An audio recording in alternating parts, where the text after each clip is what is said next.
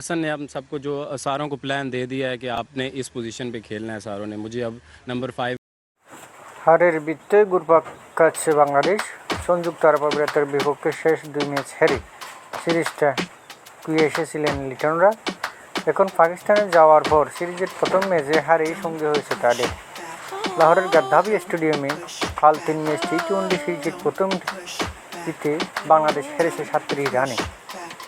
এরপর বাংলাদেশ দলের অধিনায়ক লিটন দাস পুরস্কার বিতরণী মঞ্চে এসে বলেছেন ঘুরে দাঁড়ানোর কথা। হ্যাঁ, অবশ্যই হতাশাজনক।